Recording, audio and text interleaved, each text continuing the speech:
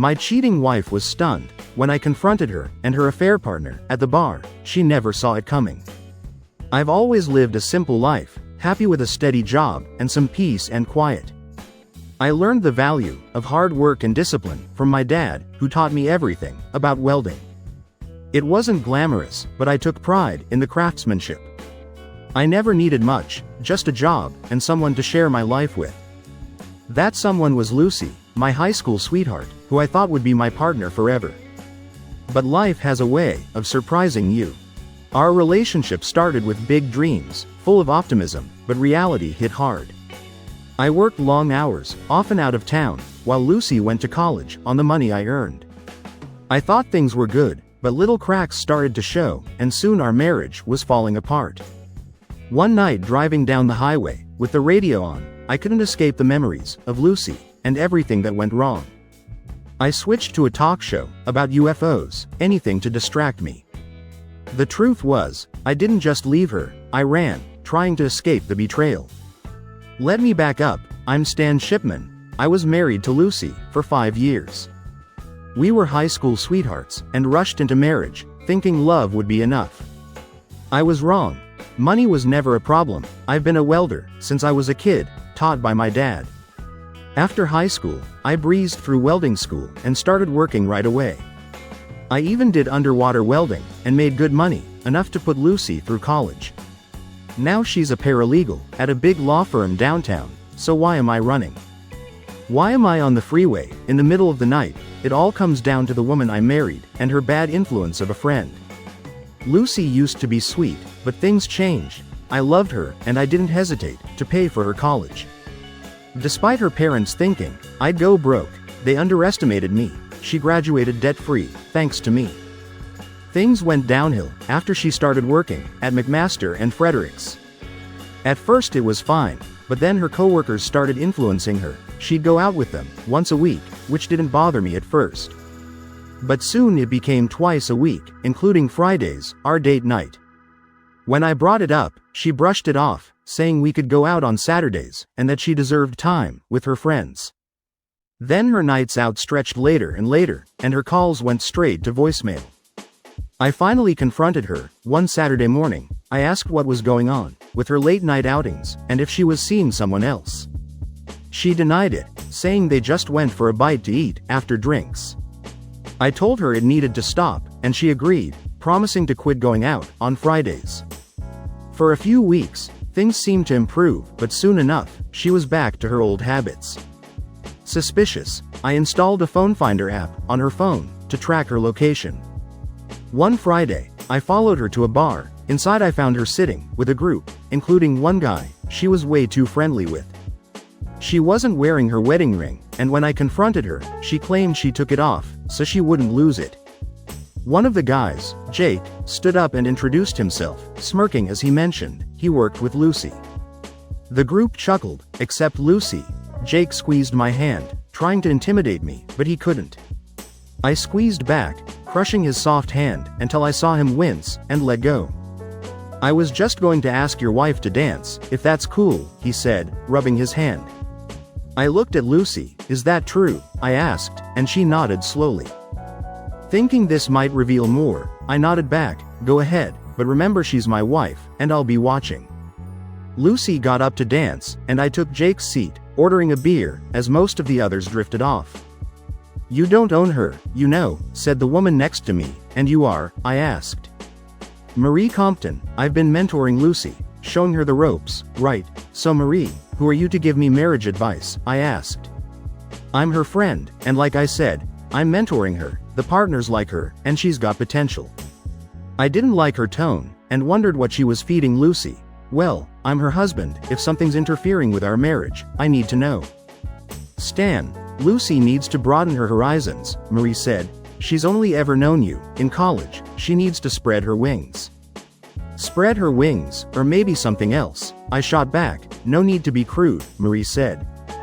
But yes, maybe she needs to explore other things. You'll benefit in the end. Oh really? How? I asked.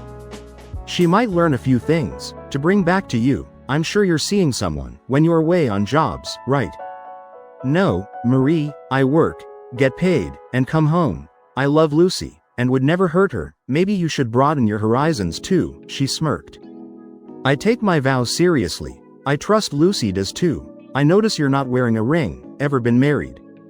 Twice, she said. Let me guess, you cheated on them, didn't you? I asked. She shrugged. Yeah, so I do what I want. Well, Lucy's taken, and I expect you to respect that, Marie chuckled. Sure, you keep thinking that, she said. Jake and Lucy returned from the dance floor, and I stood to let Lucy sit between me and Marie, blocking Jake from sitting next to her.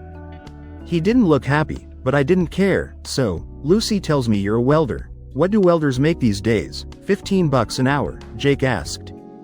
Actually, I make over $35, more if I work underwater. I also paid for Lucy's college, I replied. You're paying off her loans, he asked. No, she has no loans, because I paid in full. I also bought her that new Toyota. Didn't know welders made that much, but you get lots of women when you're out of town, huh, he said, elbowing me. No, I work 16 hours a day. When I'm away, I take my vows seriously, I said. Jake smirked, and I didn't like where this conversation was going. I turned to Lucy. Did you drive here?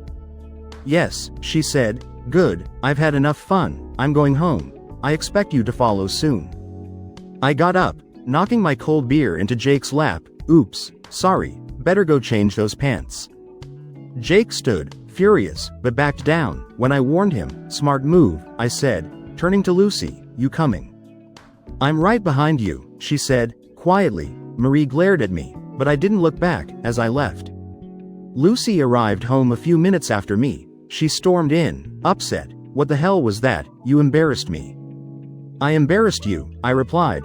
Are you following me? She asked. No, I was just grabbing a beer, and saw you with your friends.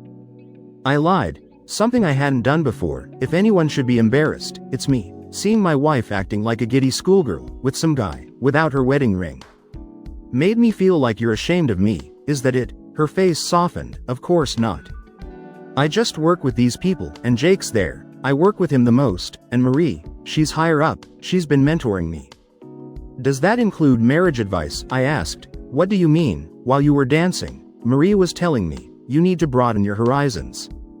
I asked if that meant spreading your legs too, and she didn't deny it. Be honest, Lucy, have you cheated?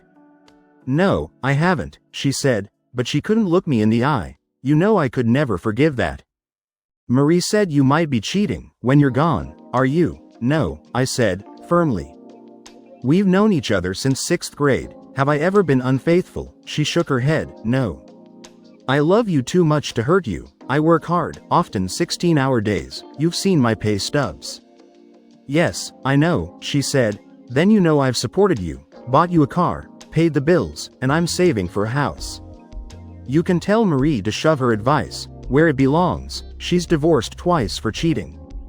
Lucy was shocked. How do you know? She told me. She seemed proud of it. I don't trust her or Jake. They're up to something, and I don't want you caught in it. You haven't done anything wrong, right? No, I haven't, she said. I just enjoy going out with them. I'd like to spend time with you too. Think you can start hanging out with your husband again? Of course, she said, wrapping her arms around me. I'm sorry. That's okay. There are only 3 things I've ever wanted: to be married to you, to be the best welder, and to have a family with you. She smiled. Well, you've got the first 2, ready to work on the 3rd. I smiled back. Let's do it. We spent the rest of that night in the master bedroom, and for a couple of months, things seemed to calm down. Lucy stayed home on Fridays, and I made an effort to be more loving, never bringing up Marie or Jake again, trusting Lucy to do the right thing. Then one Friday night, I came home to a dark house, except for candles, on the dining table. I smelled lasagna cooking, and thought Lucy had planned something special. The table was set, with our best china. And when I turned around, I saw her, in one of the shortest dresses I'd ever seen. It highlighted her legs, which she knew I loved. The dress barely covered her, and was completely backless. She wrapped her arms around me, kissed me deeply, and asked, "Do you like what you see?" "Definitely," I replied. "Good. Tonight's going to be special," she said. "It's a surprise. Go clean up, and I'll get dinner ready." After washing up, I returned to find the lasagna served, wine poured, and Lucy sitting at the table. I told her I didn't know which looked better, her or the lasagna. She laughed and said, "I hope you enjoy both tonight." As I ate, I started feeling strange and dizzy. I tried to stand, but nearly fell. Confused, I looked at Lucy, barely able to speak, before collapsing. When I came to, I was undressed and tied to a chair in our bedroom. My arms and legs were zip-tied, and there was a strange device around my waist. Furious, I shouted, "Lucy, what's going on?" Lucy walked in, but she wasn't alone. Marie was with her. "What is this?" I demanded. "Let me out of this chair," Marie calmly said. "No, it's best you stay put, so you can watch your wife expand her horizons." "You peeled me and tied me up for this," I yelled. "Yes," Marie replied. "Lucy knew you wouldn't agree, so I gave her something to knock you out. Now you can watch, and there's nothing you can do." I looked at Lucy, furious. "You went along with this. You know what this means." "I'm sorry, but Marie said it's just sex, it won't affect us, and I still love you." "That's not true, and you know it. I told you I wouldn't tolerate cheating, and what's this thing you put on me?" "It's a cage, to remind you who's in charge now," Lucy said. "Untie me right now, or we're done," I warned. Marie walked over and gagged me. "You'll stay quiet, while your wife enjoys herself with someone else." I tried to shake my head, to stop her from putting the gag in, but I couldn't. No matter how hard I struggled, I couldn't break free from the chair.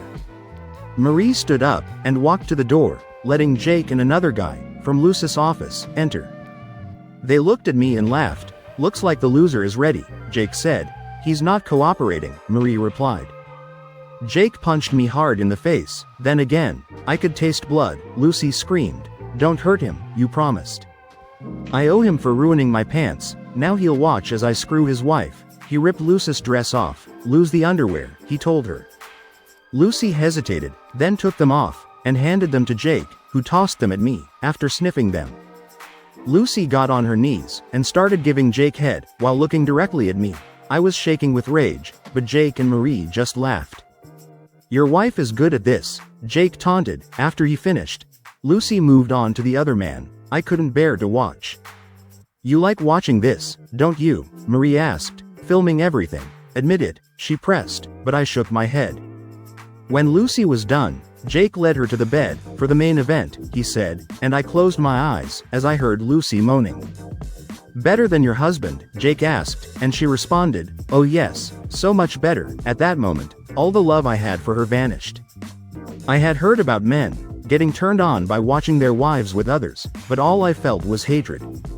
They went at it for the next hour, with Marie recording everything. When they were done, Jake and the other guy walked over to me. "Enjoy the show," they mocked, laughing. Then they pushed Lucy and Marie aside, and peed on me, covering my face. I thought I'd be sick. As Lucy laughed, Jake leaned down, and warned me, "Say anything, and I'll make your life hell. From now on, your wife is mine. I'll do whatever I want, whenever I want." After they left, Marie walked over. "Don't cause any trouble, or it'll get worse," she said. "Let him loose after I'm gone," she told Lucy, then left. Lucy removed the gag, and cut the zip ties, then unlocked the cage. She started to say something, but I cut her off, grabbed my clothes, and called emergency services. "What are you doing?" she asked, panicking. I told the operator about the attack and illegal detention. Lucy freaked out, trying to grab her phone and keys, but I stopped her. "You're not leaving," I said. "Please don't press charges. I don't want to go to jail, trust me. Jail is the safest place for you right now," I replied, coldly. "Get dressed. The cops will be here soon. You don't know Jake and Marie. They'll come after you," she warned. "Get dressed," I repeated. Lucy, sensing my resolve, quietly put her clothes on. Her phone buzzed in my pocket. It was a message from Marie. "Everything okay?" I texted back, "Everything's fine. He's not happy, but he'll deal with it." I sent the message, hoping Marie would fall for it.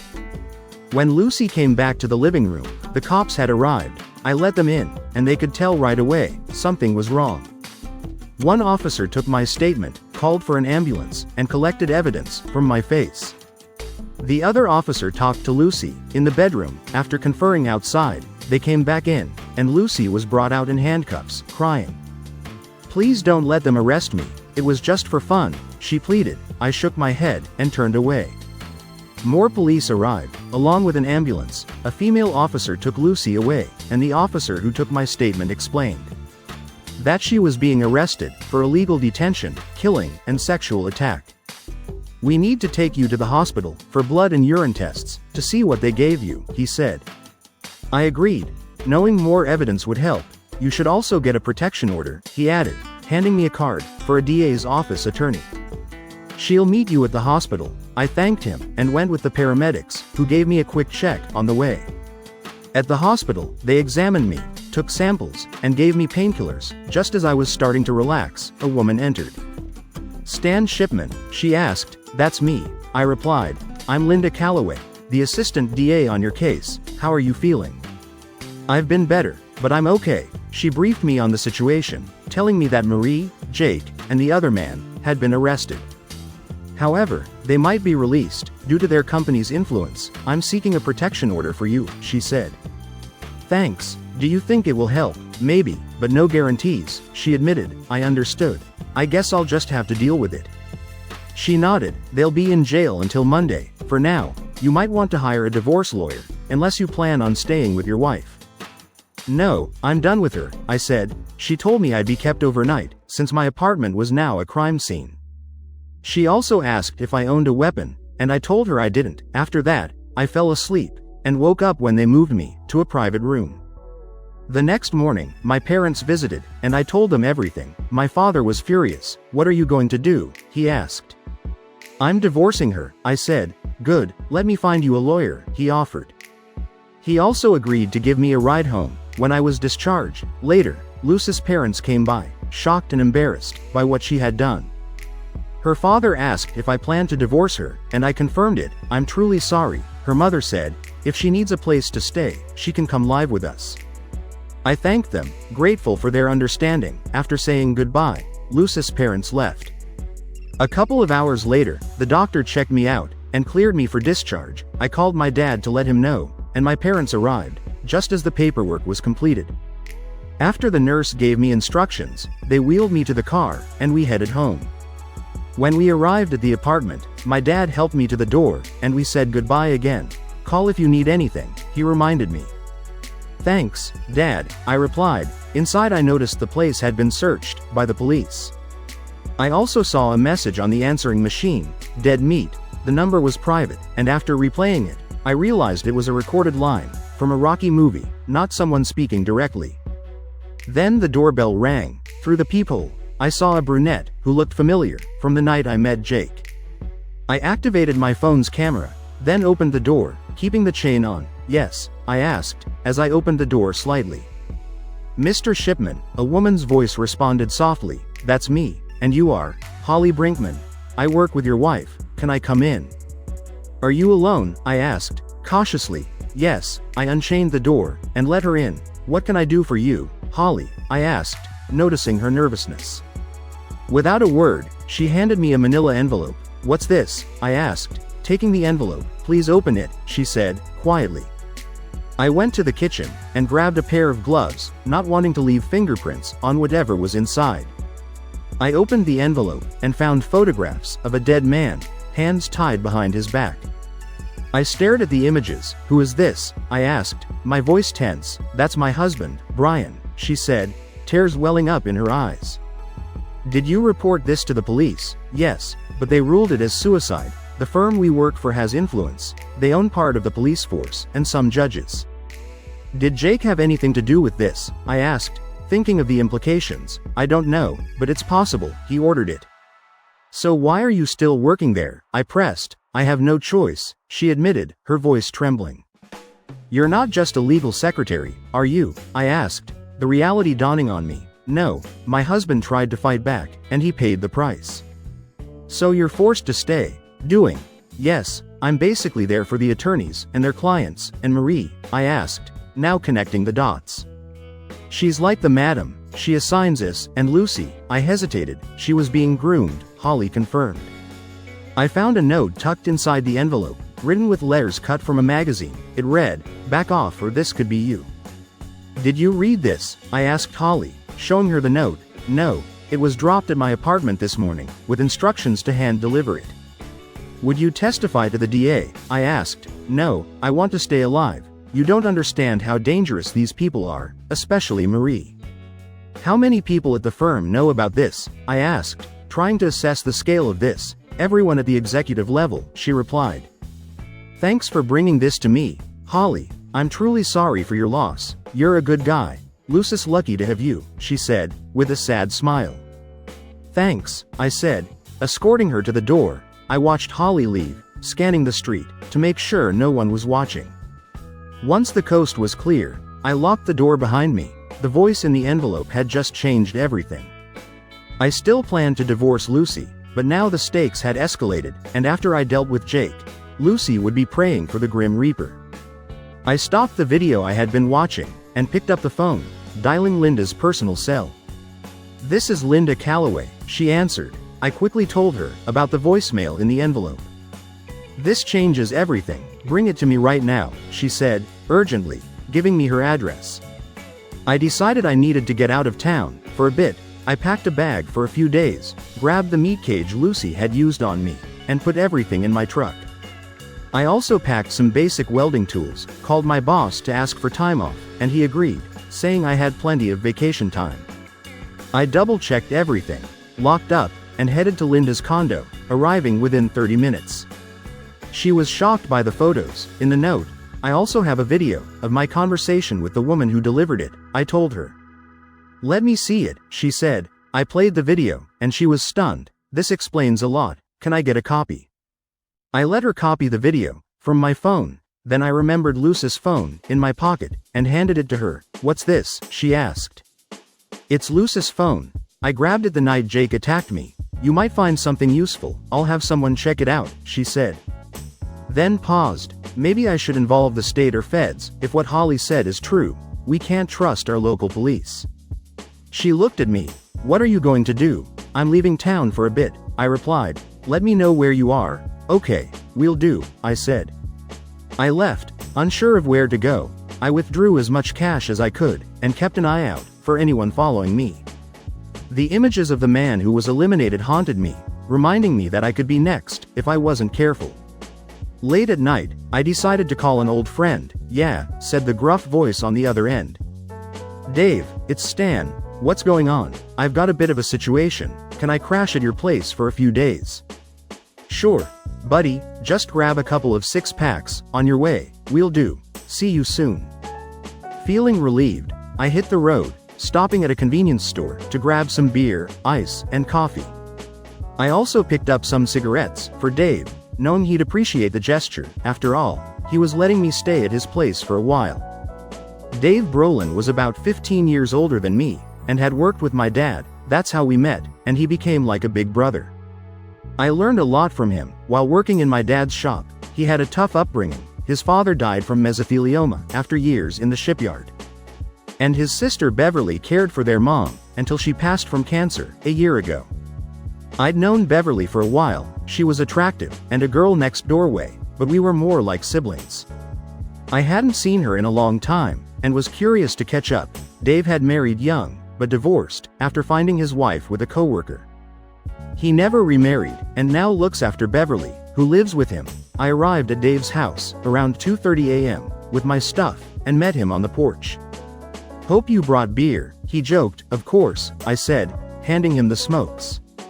Inside, I saw a stunning blonde, coming down the stairs, in pajamas. Who's the blonde bombshell? I teased.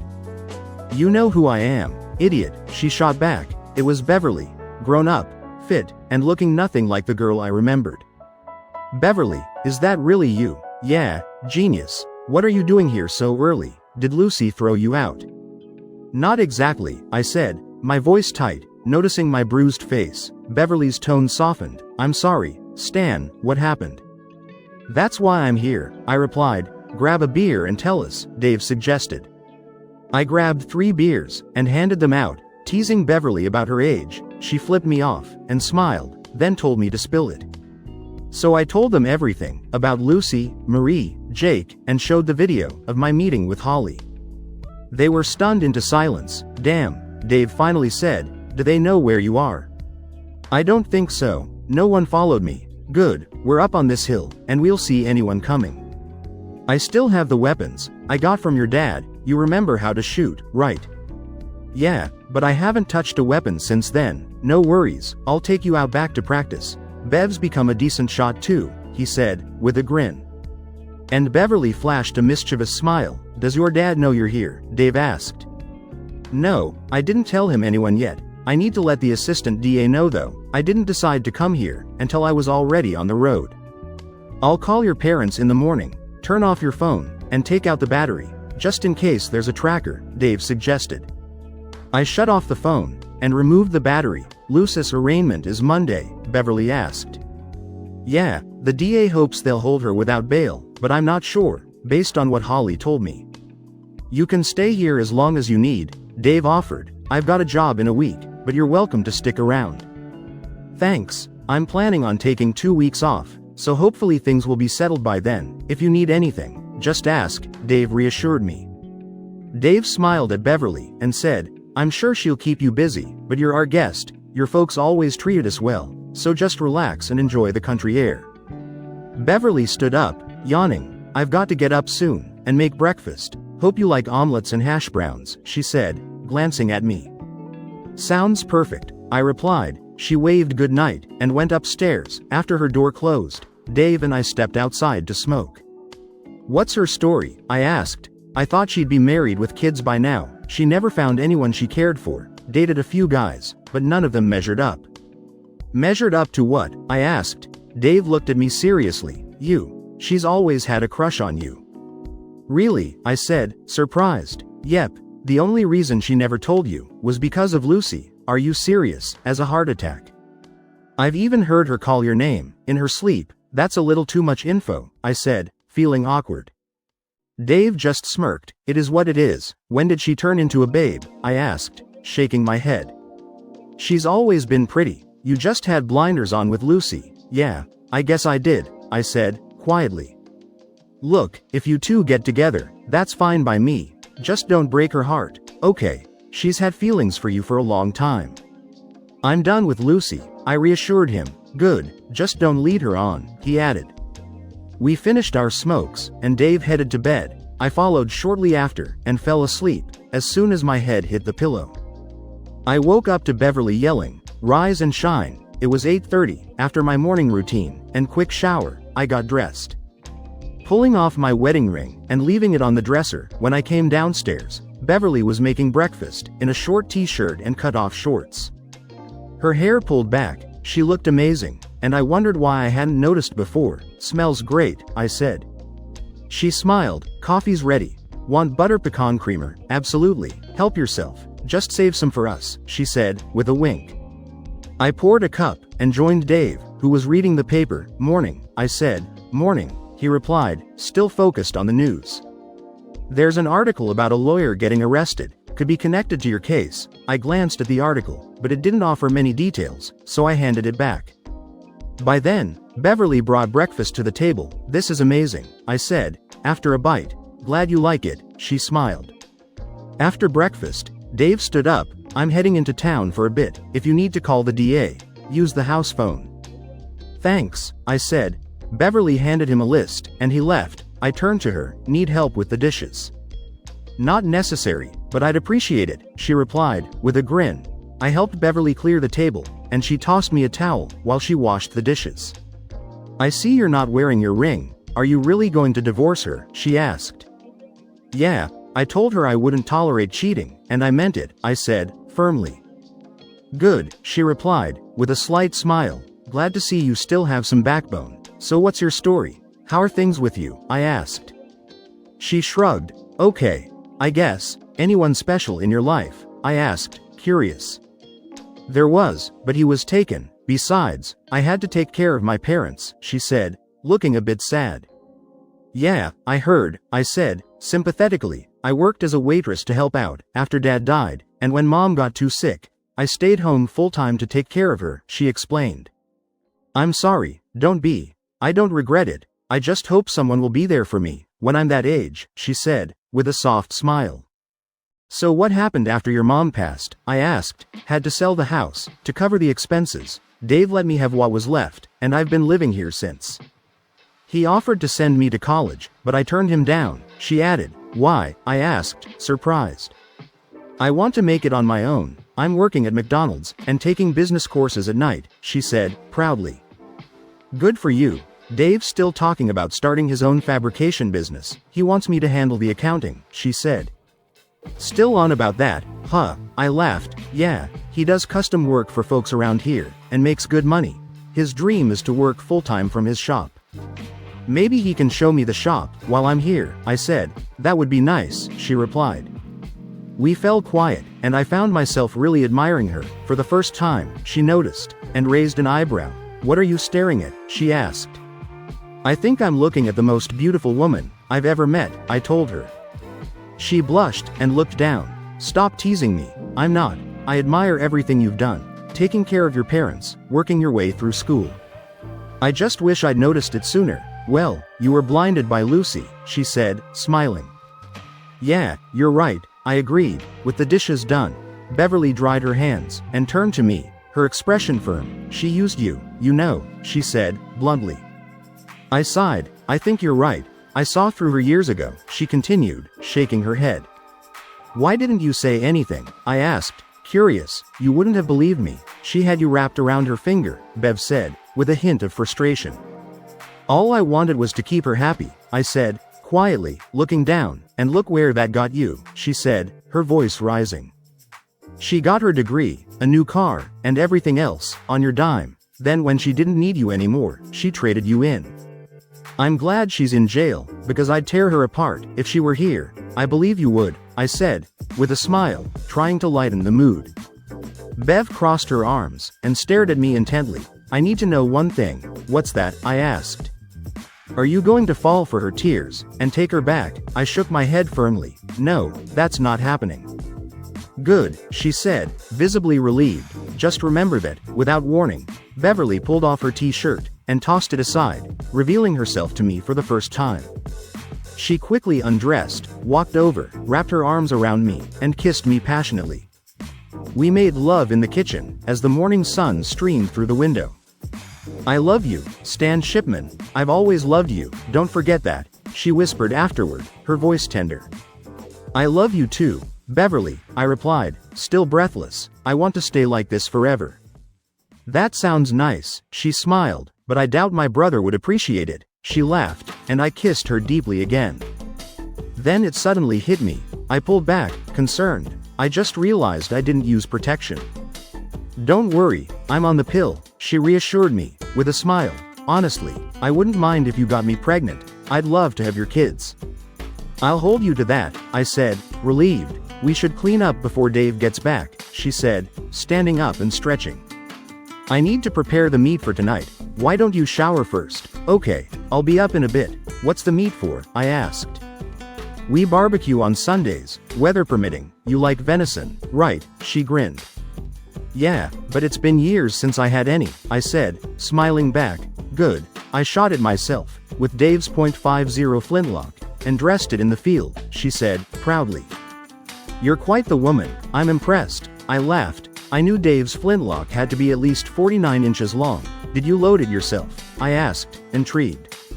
Of course, patched round ball, with 100 grains of double F powder. I even molded the bullet, she said, with a wink.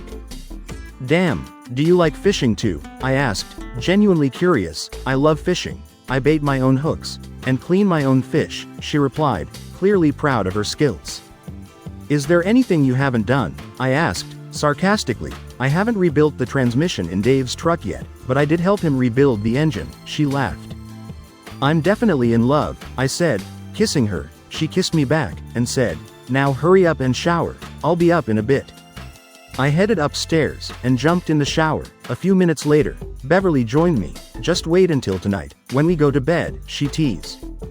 By the way, you're sleeping with me from now on. My bed's bigger than yours. Won't Dave mind? I asked, unsure. Nope, we're both consenting adults, she winked. After our shower, we got dressed, and went back downstairs. I need to call the DA, to let her know where I am, I said. Beverly pointed to a wireless phone. Use that one. I picked it up, nearly forgetting it was long distance. Linda answered after 2 rings. Linda Calloway, she said. Linda, this is Stan Shipman. I'm calling to update you on my whereabouts. Stan, I was worried. You're calling long distance. Where are you? I'm with an old family friend, and turned off my cell for safety, I explained. Got it. I'll keep you updated. The feds are investigating the firm your wife works for. I also contacted a top divorce lawyer in the area, for you. I hope that's okay. No problem. I appreciate it, I replied. She's expecting to hear from you tomorrow. If anyone can help, it's her, Linda said. Thanks, I'll do that, I said. Jotting down the information, Linda provided details, and promised to update me on the arraignment, before we ended the call. By the time I hung up, Dave was back, and I helped him carry in the groceries. I called your parents, he said. They were worried. I told them you're staying with us. Thanks, I appreciate that, I replied. That evening we barbecued the venison, and enjoyed dinner outside, on the deck. Afterward, we all helped clean up. Dave and I grabbed a beer, and stepped out for a smoke, while Beverly finished in the kitchen. So, are you going to be sleeping in her room? Dave asked, grinning. I felt uncomfortable discussing it, given that Bev was his sister. Yeah, I think so, I replied, awkwardly. Is this going to be permanent? Dave's tone turned serious. I think so, I said, confidently. I just need to finalize my divorce. Do you love her? Dave asked, looking me in the eye. Yeah, I do, I answered, without hesitation. Good, it's about time you got your head straight, he said, smiling, and slapping my shoulder. Bev's a big girl. She can make her own decisions. I just don't want to see her get hurt. I'd never hurt her, I promised. Glad to hear that. Welcome to the family, Dave said, extending his hand. I shook it, and we shared a manly bear hug. Just don't keep me up all night, okay? Dave laughed. I chuckled, and nodded. I'll do my best. That night, after Bev and I made love, I held her close, thinking about our future. I hadn't felt content in a long time. What are you thinking? She asked, softly, her head on my chest. The future, I said. Oh, she lifted her head to look at me. Yeah, what do you want out of life? Where do you see yourself in 5 or 10 years? I asked.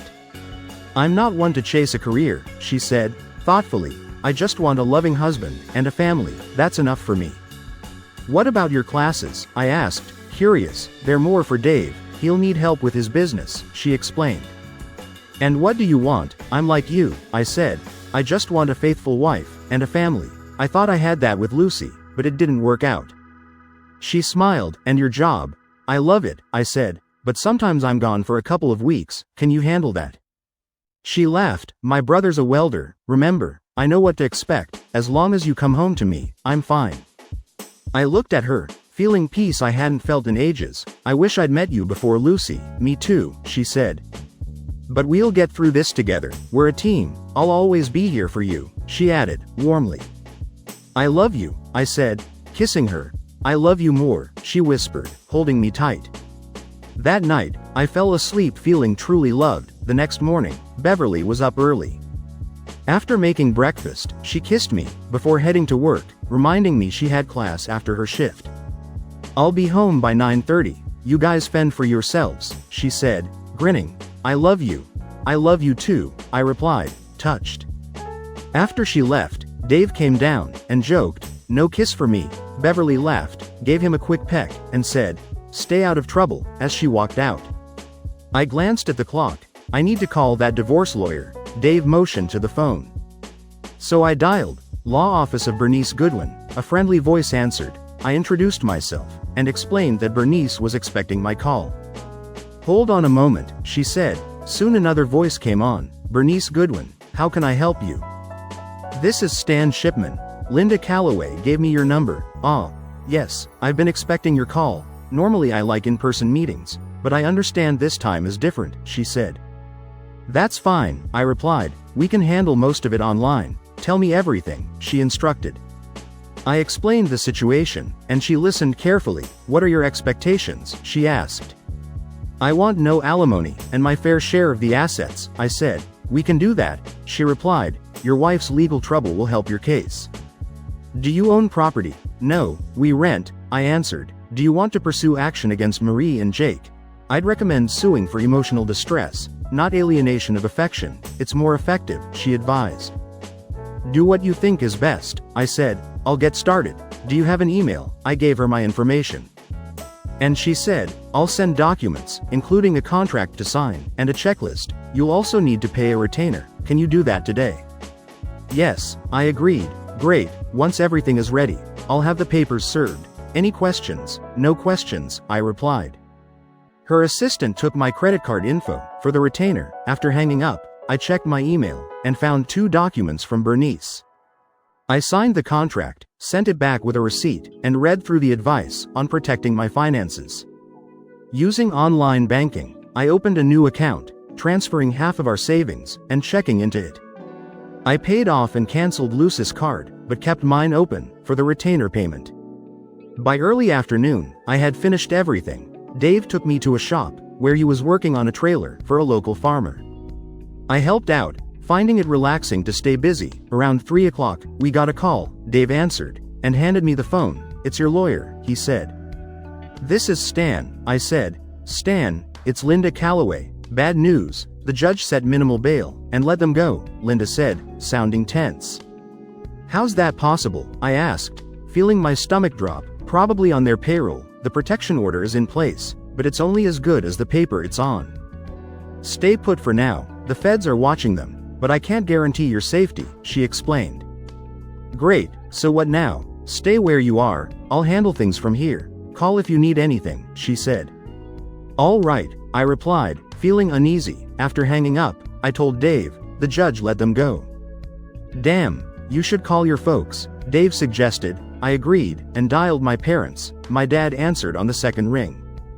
"Dad, it's Stan," I said, trying to stay calm. "How are you holding up?" he asked, clearly worried. "I'm okay, but I wanted to let you know. The judge let Lucy and her friends out. Be on guard. They might try to find me," I warned. "Don't worry, we won't say anything. You still down at John Harrison's place?" he asked. I realized he already knew where I was, and it hit me. Lucy and her friends were likely with him now. I decided to play along. "No, I'm about 50 miles south of there, in a motel," I lied. "Okay, as long as you're safe," my dad said, sounding strained. "I'll be leaving here tomorrow, heading east," I added, continuing the ruse. "Just let me know where you end up," he replied. "Can I talk to Mom?" I asked, sensing something was off. "She's in the bathroom," he said, his voice shaky. I thought I heard background noise, raising my suspicions. "All right, tell her I love her," I said. "I will. Love you, son," he said, and we ended the call. I immediately called Linda. "I think Lucy and her friends are at my parents' house," I told her, feeling anxious. "I'll send federal agents over right now. Stay put," she said, firmly. After the call, I told Dave, "I think they're at my parents' place, looking for me. Do you think they'll believe your story?" Dave asked. "I hope so, at least for a while. I should probably find somewhere else to hide," I said, pacing. "No, you're staying here. Let me clean up, and I'll talk to the sheriff." "Don't move," Dave said, sounding determined. I nodded, but I wasn't sure how much time we had before Lucy and her friends figured out the truth. A couple of hours after Dave left for town, Linda called back, her voice tense. "Stan, you were right. Lucy, Marie, Jake, and some thugs went to your parents' house. After the hearing, they tied them up, but your folks didn't reveal your location. We have an APB out for them, and one of their guys is in custody, but he's not talking. Do you know where they're headed?" I asked, feeling uneasy. "No, but they didn't buy your story," she said, grimly. "Here, talk to your dad." My father's voice came through, shaky but relieved. "Stan, they didn't fall for it, but we're okay. I think Lucy and her crew are heading your way." "What makes you think that?" I asked, my heart racing. "I overheard Lucy talking," he said. "You'd better warn Linda." "I will, Dad. Be safe," I replied, and Linda came back on the line. "Where exactly are you?" she asked. I gave her my location and asked if Lucy could find me. "She knows," Linda said. "Stay put, we'll send someone fast." I hung up and headed back to the house, but as I left the shop, I heard Jake's voice. Well, thought you could outsmart us, huh?" he sneered, weapon in hand. Behind him, Marie and Lucy stood by an SUV, smug. Jake waved the weapon at me. "Move." I had no choice but to get in the SUV. Lucy slid in beside me, smirking. "This won't end well for you," I warned. "No matter," she said, coldly, "it'll be too late for you." They drove me to a creek bed, and Jake ordered me out. A thug tied my hands behind my back, and forced me to my knees. Jake pulled out a long sword, and stood over me. "Make your peace," he said, raising the sword. I closed my eyes, and prayed. Suddenly a rifle shot rang out. Jake dropped dead, a bullet in his forehead. Another shot struck the thug holding me. Marie tried to grab Jake's weapon, but a third shot struck her shoulder. Lucy cowered behind Jake's body. I heard a four-wheeler approach. Beverly arrived, blonde hair flowing, and rifle in hand. She cut me loose, then marched over to Lucy, striking her with the back of a rifle. "Don't you ever touch my man again, or I'll blow your head off," Beverly shouted. Lucy, bleeding and trembling, nodded in fear. Beverly then slammed the rifle back into Lucy's kneecap, and Lucy screamed in agony as her bone cracked. We heard sirens in the distance as Beverly calmly reached for a flare weapon from the four-wheeler. She aimed it at the sky and fired, signaling the authorities. As the sirens grew louder, flashing lights appeared on the horizon, heading our way. Beverly approached me, her expression softening, as she asked, "Are you okay, sweetie?" "I am now," I replied, still in shock from what had happened. "You saved my life, Bev. I can never repay you." "Trust me," she said, with a warm smile. "You've got the rest of your life to make it up to me." Soon the area was filled with police cars. Dave pulled up in his truck and hurried over to check on us. "You okay?" Dave asked, concern on his face. "I am now, thanks to Bev. She saved my life," I said, deeply grateful. The sheriff and his deputies took control of the scene. They called for an ambulance for Marie, who was still screaming in pain, and a coroner for Jake's body. Lucy was handcuffed and taken away, but not before shooting me a hateful look. "She killed Jake and Ronnie," Marie cried, tears streaming, as paramedics tended to her. The sheriff remained calm. "Nope," he said. "This is Dave's property, and under the Castle Doctrine, Miss Brolin was within her rights to protect Mr. Shipman's life. You're lucky she didn't kill you or two," as deputies loaded Lucy and Marie into separate squad cars. The sheriff told me, "They're both being charged with attempted liquidation and conspiracy. With the evidence we've gathered, and your testimony, it's a sealed case." After the police collected the evidence, and the bodies were removed, Beverly and I got back on the four-wheeler, and rode home, with Dave following in his truck. Relieved but silent, as we parked, I turned to Beverly. "You had classes today," I said, still in awe. She grinned. "Dave came by McDonald's, and told me what was going on. I clocked out, came home, and followed the tire tracks to where you were. I got into the deer stand, and well, you know the rest. I owe you everything, Bev," I said, full of emotion. "You don't owe me a thing. You're alive, and that's all I care about," she said, hugging me tightly. Inside, I called Linda to tell her what happened. She was relieved I was safe. "Now we've got them where we want them," Linda said, confidently. "The firm is going down hard." "I hope so," I replied. I then called my parents, who were equally relieved that everything turned out okay. That night, after things settled down, I thanked Beverly repeatedly for saving my life. Marie eventually recovered, and she and Lucy stood trial for attempted killing and conspiracy. They were found guilty on multiple charges, including my attack and illegal detention. Both received life sentences and would never be free again. I couldn't have been happier. Bernice finalized the divorce, and thanks to Lucy's convictions, she got nothing. Bernice also secured a hefty settlement from Marie and Jake's estate. By the end, I was rolling in money. Sure, Bernice got a share, but I was very happy with my cut. The firm settled for a large sum, as its partners faced federal charges, including racketeering and suspicious ends of lives. Eventually the firm shut down, and the partners ended up in prison for life. It all unfolded in about 6 months, leaving Beverly and me with more than enough to live on for years.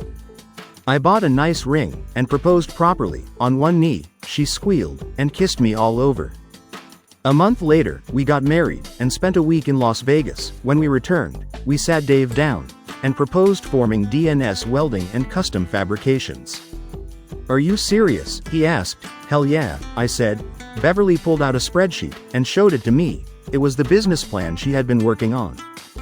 After reviewing it carefully, I nodded in approval. "You know, I think this could work, I said, impressed. Oh, I almost forgot, I added, reaching into my pocket and pulling out a set of keys. You know that lot on the south side? Yeah, what about it? She asked, curious. Did you see the new double wide on it? I asked, with a grin. Yeah, we thought you sold it, she replied. Nope, I said, smiling. It's your wedding gift from me and your parents. The lot and home are in your name now. Your dad and I moved all your stuff from your apartment, minus anything with Lucy's picture on it. Beverly looked stunned. Wow, I don't know what to say. I could afford to build a custom home, but the double wide was nice and sturdy. I wasn't about to turn down such a generous gift, especially knowing it must have cost over $150,000. Just say thanks, partner, I said, offering my hand. Beverly smiled and shook my hand before pulling me into a bear hug. You okay with us living down there? Beverly asked, a hint of concern in her voice. I'd hate for you to be alone. I'll be fine, I reassured her. I might finally get a decent night's sleep without hearing you two all night. We all laughed and celebrated. Later I called my parents to thank them for the incredible gift. That night, Beverly and I christened the master bedroom of our new home. As we lay in each other's arms, I felt confident that things would turn out well. Of course, with money comes a lot of friends, and some have serious prison connections. Lucy and Marie, meanwhile, weren't so lucky. Behind bars, they had a rough time, cleaning toilets with toothbrushes, and doing favors for inmates with special preferences. I guess their horizons just got a lot wider.